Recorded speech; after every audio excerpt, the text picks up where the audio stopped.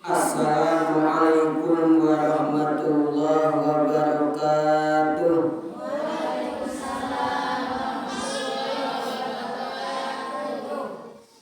Bismillah, alhamdulillah, wassalatu wassalamu ala rasulillah wa ala alihi wa sahbihi wa mawalah. Qala mu'alif rahimahullah wa nafa'ana bihi fi ulumihi fid darain amin. Allahumma aftah lana futuhal arifin, ya fatahu ya alim ya razak ya karim. Rabbi israh li sadri wa yassir li amri wahlul 'uqdatam min lisani yafqahu qawli. Allahumma ij'al qawli wa khutbati khalisan mukhlishan lillah, sahihan fasihan balighun bayyinan nafi'an li wa liman sami'ahu bi rahmatika ya arhamar rahimin. Walhamdulillahi rabbil alamin. Bismillahirrahmanirrahim. La ilaha illallah, la mawjuda illallah, la ilaha illallah, la ma'buda illallah, la ilaha illallah, la maqsuda illallah, la ilaha illallah, la matluba illallah. Bismillahi tawakkalna ala Allah, la haula wa la quwwata illa billah. Astaghfirullahaladzim, astaghfirullahaladzim, astaghfirullahaladzim wa atubu ilaih. Alhamdulillah, pertama-tama marilah kita panjatkan puji syukur kita kehadirat Allah Subhanahu wa taala. Alhamdulillah, kita senantiasa masih diberikan nikmat oleh Allah Subhanahu wa taala, sehingga nikmat yang sudah diberikan kepada kita bisa kita gunakan sebaik mungkin untuk beribadah kepada Allah Subhanahu wa taala. Alhamdulillah, sholawat dan salam mudah-mudahan tetap tercurah limpahkan kepada habibana wa nabiyana wa maulana Muhammad sallallahu alaihi wasallam. Jamaah yang dirahmati Allah Subhanahu wa taala, mari kita niatkan terlebih dahulu dengan tulus, dengan ikhlas, yaitu untuk mencari ridhonya Allah Subhanahu wa taala dengan melalui jalan yaitu mencari ilmu, pengajian. Mudah-mudahan nanti ilmu yang kita dapat bisa diamalkan dalam kehidupan sehari-hari. Allahumma amin ya Allah ya rabbal alamin. Bismillahirrahmanirrahim. Wa yanbaghi al-i'tina'u bil ikhlas wa huwa al-amalu lillahi ta'ala wahdahu. Wayan bagi prayogi perlu ketika kita sedang melaksanakan sholat, itu perlu sekali al-i'tina'u, hati-hati. Dalam melaksanakan sholat itu harus ada kehati-hatian dalam melaksanakan sholat. Jadi enggak burung-busu, enggak buru-buru, atau enggak sembrono. Makanya perlu sekali untuk kita, terutama kita sebagai ahli jamaah, ahli pengajian, ketika sedang melaksanakan sholat harus punya rasa hati-hati. Kenapa demikian? Karena ketika kita hati-hati, insya Allah syarat dan rukun sholat akan terjaga. Ketika syarat dan rukun sholat kita terjaga, insya Allah sholat kita sah menurut hukum syarah dan insya Allah bakal diterima oleh Allah Subhanahu wa Ta'ala. Dan perlu juga ketika kita melaksanakan sholat itu harus ada rasa ikhlas. Bukan hanya sholat saja, amal apapun ibu ketika melaksanakannya itu harus dengan rasa ikhlas. Karena ikhlas itu tidak ada yang mengetahui kecuali ibu dengan Allah. Karena ikhlas itu adalah kerjaannya hati. Jadi tidak ada yang tahu isi hati ibu semua di sini kecuali ibu dan Gusti Allah.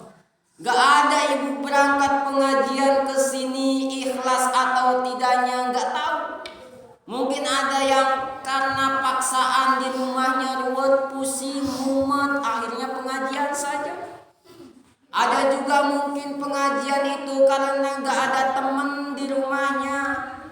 Gabut bahasa anak sekarang mah. Gak ada teman ngobrol, akhirnya pengajian. Atau mungkin 100% ibu semua berangkat ke sini dengan niat ikhlas tulus, itu hanya ibu dan Allah Subhanahu wa Ta'ala yang tahu. Makanya ikhlas itu luar biasa. Ikhlas itu kalau kita contohkan ibarat kita selesai BAB, Bu. Selesai buang air besar. Kira-kira ibu kalau setelah buang air besar terus diingat-ingat enggak? Enggak. Ikhlas sepenuh hati saya membuang. Sugan diingat-ingat, ya Allah kasihan banget kotoran saya tadi bagus banget. Iya. Itu ikhlas, contoh ikhlas bang. Jadi ikhlas itu, orang yang ikhlas itu tidak pernah mengungkit-ungkit apa yang pernah dilakukan. Contoh ibu sodako 2.000 terus diungkit-ungkit. Saya kemarin udah sodako loh 2.000. Saya kemarin udah sodako loh 5.000.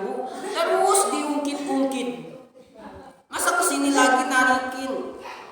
Terus diungkit-ungkit. Namanya ikhlas. Ikhlas itu hanya hati ibu dan Allah Subhanahu wa Ta'ala yang mengetahui. Apa itu ikhlas? Wa huwa al-amalu lillahi ta'ala wahdahu. Yang namanya ikhlas adalah melakukan segala pekerjaan apapun.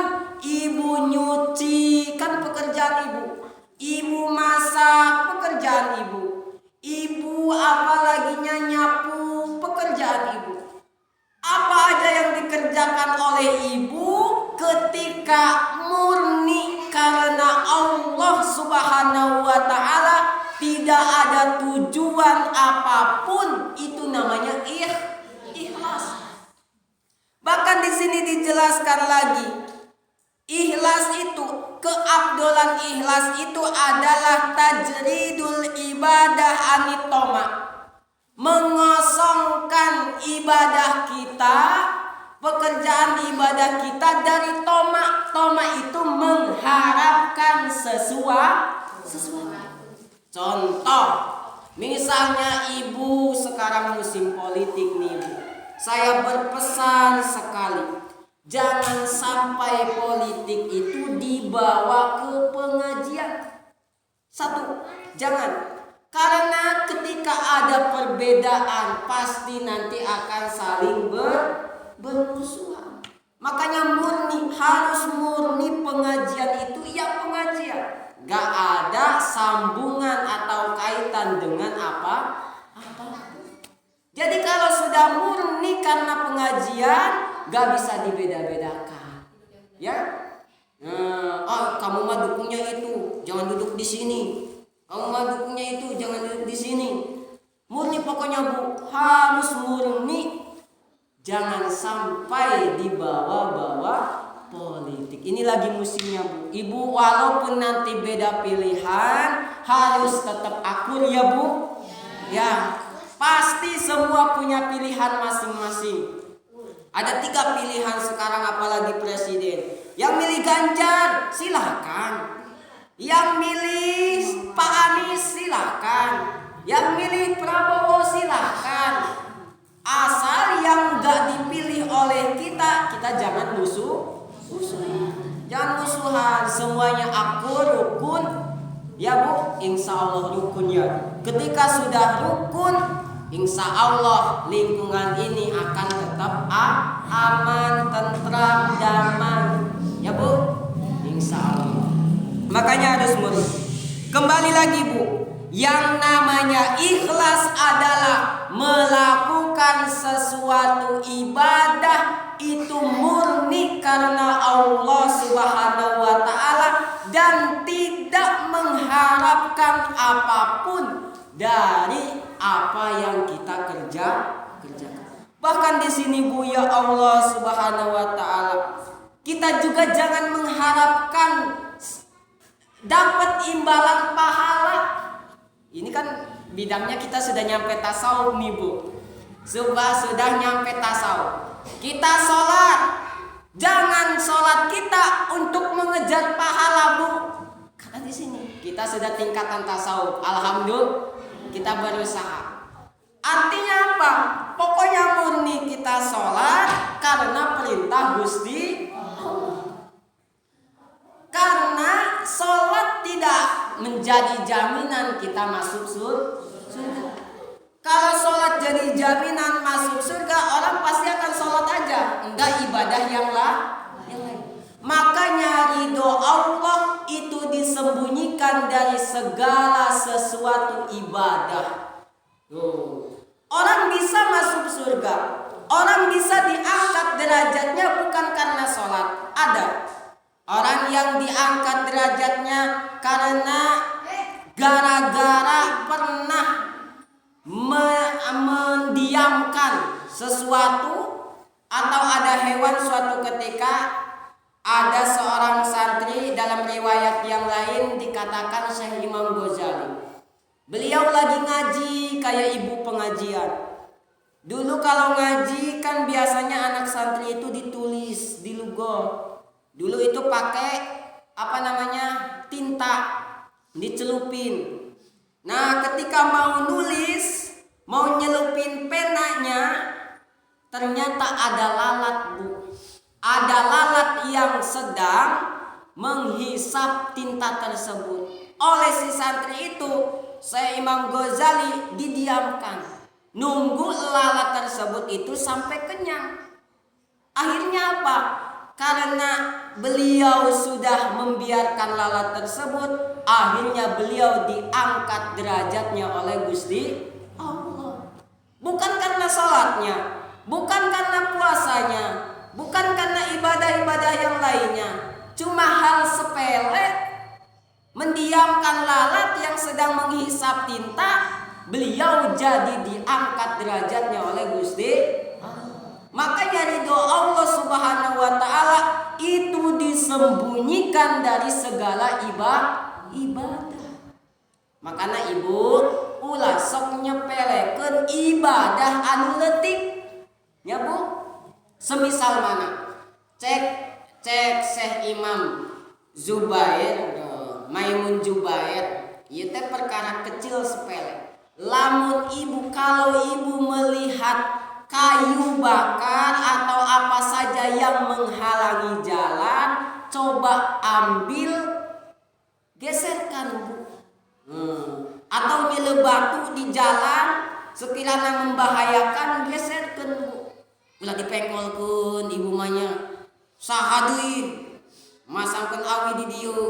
ngomong bae saha deui masangkeun batu di dieu, ambil digeserkan Bu. Jangan hanya ngomong. Itu kan hal sepele, tapi manfaatnya luar biasa. Ada lagi Bu, kisah gara-gara apa? Gara-gara suatu ketika ada burung Bu. Ada burung yang dikurung terus sampai kurus. Akhirnya ada sahabat yang membeli burung tersebut. Kalau bahasa kita, Mas itu burungnya saya beli berapa? Yaudah segini. Yaudah dibeli akhirnya. Selesai dibeli akhirnya dilepaskan burung tersebut. Gara-gara beli burung yang sudah lama dikurung sampai kurus, akhirnya dibeli oleh orang tersebut dan dilepaskan.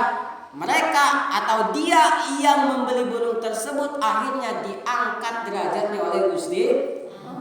Bukan karena sholatnya, bukan karena puasanya, bukan karena ibadah-ibadah yang lainnya. Makanya satu, jangan sampai kita menyepelekan sesuatu ibadah walaupun kecil bentuknya, walaupun simple bentuknya. Ya Bu, seperti mana? Seperti minum. Minum itu disunahkan menggunakan tangan kanan. Ya Bu, tangan kanan. Makan disunahkan menggunakan tangan kanan. Alhamdulillah Bu, saya tahadus binikmatillah berkat omongan guru dan sudah ketemu hadisnya. Alhamdulillah saya sudah 2 tahun lebih minum makan gak pernah pakai tangan kiri. Ibu pernah Bu? Coba praktekkan, itu hal sepele Bu, hal sepele. Minum kieu bari nangtung, geus kiri bari nangtung. Eta kan hal sepele Bu.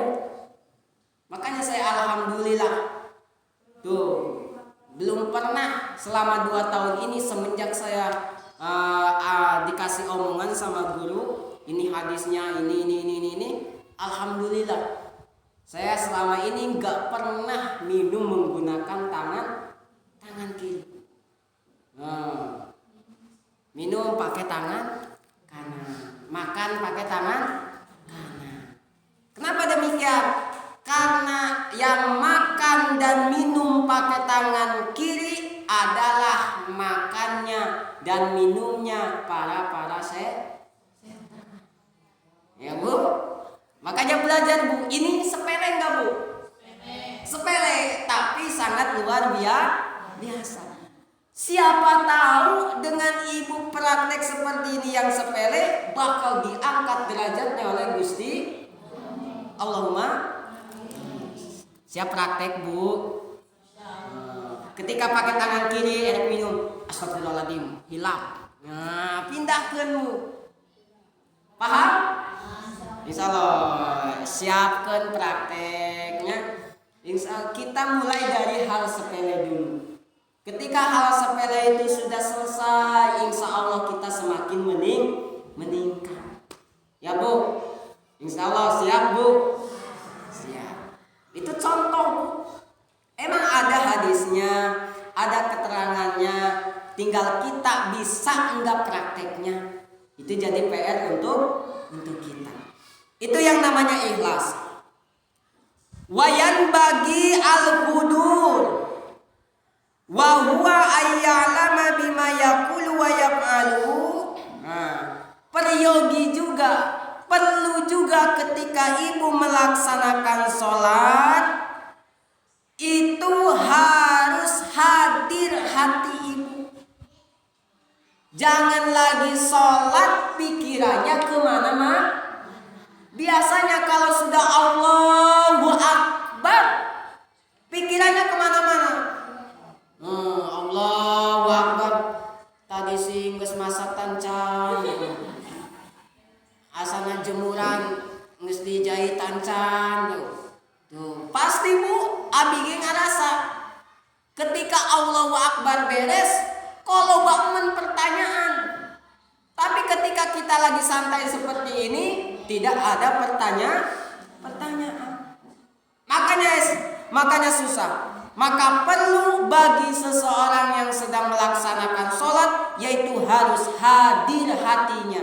Artinya apa? Ayya'lama bima yaqulu wa yaf'alu. Artinya kita harus mengetahui apa yang sedang kita ucapkan lagi sholat. Allahu Akbar, berarti kita ingat kita itu sedang takbiratul ihram. Bismillahirrahmanirrahim. Kita ingat, hadir hati kita bahwa kita sedang mengucapkan Fatihah. Jangan mulut mah bismillahirrahmanirrahim, hati mah biung ke mana. Kata berarti kacau, Bu. Pernah seperti itu, Bu? Sering, saya juga masih sering. Apalagi kita jadi makmum, nunggu imam beres. Nah, kan imam lagi baca Fatihah, kita kan biasanya diam dulu ya, Bu. Diam dulu. Itu pasti mikirnya kemana-mana. Oh, imam lama banget lah. Aduh, kapan beresnya ini imam? Lama banget. Pasti kayak gitu. Makanya supaya kita tadi perlu ketika sholat itu harus hadir hati kita. Jangan sampai kosong. Apa yang sedang diucapkan kita harus ingat. Allahu Akbar lagi ruku, kita harus ingat bahwa kita sedang ruku. Kalau bisa, Bu, apa yang kita ucapkan itu kita tahu maknanya.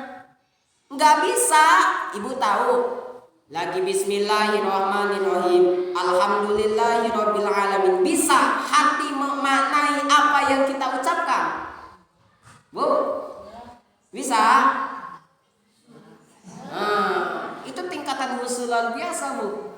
Atau Allahu Akbar, subhana rabbiyal azim wa bihamdi. Mulut ngucap subhana rabbiyal azim wa bihamdi, hati tahu maknanya. Ibu pernah bisa kayak gitu? Enggak. Makanya di pesantren suka diterjemahkan anak-anak masih kecil. Usolli sholat abdi paduduri kana paduduhud rokaat arba'a rokaati opat rokaat, supaya lagi sholat itu mulut ngucap, hati itu tahu maknanya apa yang kita ucap. Gak bisa seperti itu. Ibu bisa seperti itu tadi? Ibu bisa? Jawabnya jujur, Ibu bisa seperti itu? Enggak, gitu aja beres. Ketika Ibu tidak bisa seperti itu, minimal lagi Ibu ketika mengucapkan apa yang kita ucapkan terasa oleh lisan kita. Bismillah, ba itu di mana? Alhamdulillah, ha itu di mana? Bisa seperti itu? Bismillahirrahmanirrahim. Jadi ba itu gimana? Sin itu gimana? So itu gimana? Bisa seperti itu? Bu? Gak bisa lagi seperti itu. Minimal Ibu ingat apa yang sedang Ibu ucapkan. Bismillahirrahmanirrahim, berarti kita ingat kita itu sedang baca Fatihah. Gitu. Bisa? Bisa lah, bisa.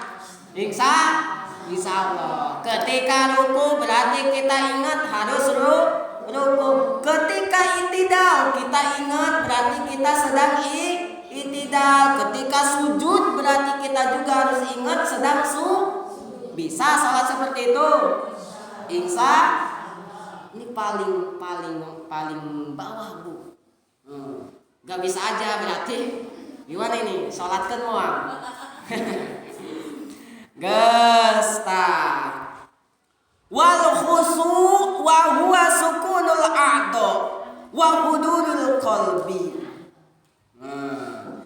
Selanjutnya, Bu, ketika kita sedang melaksanakan sholat perlu yang namanya khusyuk. Apa yang namanya khusyuk? Khusyuk itu adalah sukunul a'dha wa hudurul qalbi. Yang namanya wushu adalah diamnya anggota tubuh kita. Lagi Allahu Akbar, diam, jangan gerak-gerak kemana-mana. Anggota tubuh kita itu harus diam, tenteram, gak usah usik-usikan. Yang namanya wushu harus hudurul qalbi, hati itu harus hadir atau hati itu harus dihadirkan. Makanya susah bu. Ulama-ulama saja yang sudah masyhur masih mengatakan saya tidak bisa khusyuk sedang melaksanakan sholat. Saking tawadunya, saking susahnya kita melaksanakan sholat sambil khusyuk. Yo minimal tadi bu, minimal tadi lagi Fatihah berarti ingat kita itu sedang Fatihah. Lagi ruku kita ingat sedang minimal bu nih terakhir gak boleh nawar lagi. Kata Imam Abi Sujai bu, bukan Sujai ini, Mama Kudang nih bu, ilmunya segudang itu. Minimal lagi sholat itu ini terakhir bu, lagi sholat kalau mau salam Assalamualaikum, sebelum salam minimal ingat saya sedang melaksanakan sholat. Itu minimal. Dari awal sampai akhir ibu gak bisa khusyuk, pikirannya entah kemana saja. Minimal terakhir ibu sebelum mengucapkan salam ingat saya itu lagi sholat. Bisa bu? Eta terakhir bu, gak boleh nego lagi. Itu makanya kalau sebelum salam jangan salam dulu, tapi hati harus dihadirkan kita itu sedang melaksanakan sholat. Bisa insya Allah. Nah makanya bu, di rukun sholat ada tambahan, ada yang mengatakan di sini 11, ada yang mengatakan 14, ada yang mengatakan 17, ada yang mengatakan 18. Nah ini ada tambahan rukun sholat yang terakhir adalah niat keluar dari sholat. Ketika apa? Ketika salam Assalamualaikum warahmatullahi, dalam hati itu niat saya keluar dari sholat, artinya sudah beres. Itu menurut Imam Hambali kalau nggak salah. Kita itu Imam Syafi'i sudah beres salam terakhir.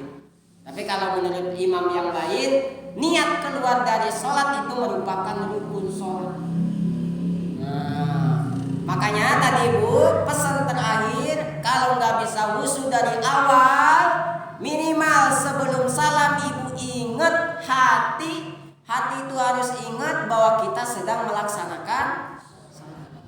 Jadi sebelum assalamualaikum, dalam hati ya Allah abi keur sholat. Urang teh bener-bener ke posisi keayaan sholat. Insya Allah ya bu, terakhir mah bisanya. Insya Allah. Gas. Mana tadi? Watadbiril Qur'an, watadbiril qiraati, watadbirid dzikri. Selanjutnya perlu juga bu, ketika kita sedang melaksanakan sholat itu harus memikirkan apa yang sedang kita baca, apa yang sedang kita dzikirkan. Sudah tadi disampaikan. Jadi misal kita baca Fatihah, berarti kita ingat-ingat, oh kita sedang baca Fatihah. Lagi ruku baca dzikir subhana rabbiyal azim wa bihamdi, kita harus ingat bahwa kita itu sedang dzikir. Bisa ya seperti itu? Insya Allah. Urang itidal, Rabbana lakal hamdu mil'u samawati wa mil'ul ardi, selesai ingat urang teh keur maca dzikir gitu. Bisa? Insya Allah. Eta teh perlu bu, perlu ketika kita melaksanakan sholat. Nah, Allahu Akbar.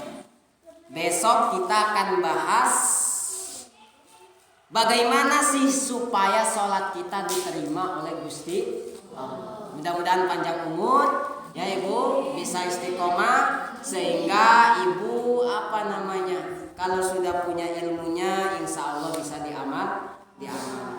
Kenapa tidak saya sampaikan sekarang? Supaya penasaran Ibu naoge supaya mangkat gitu.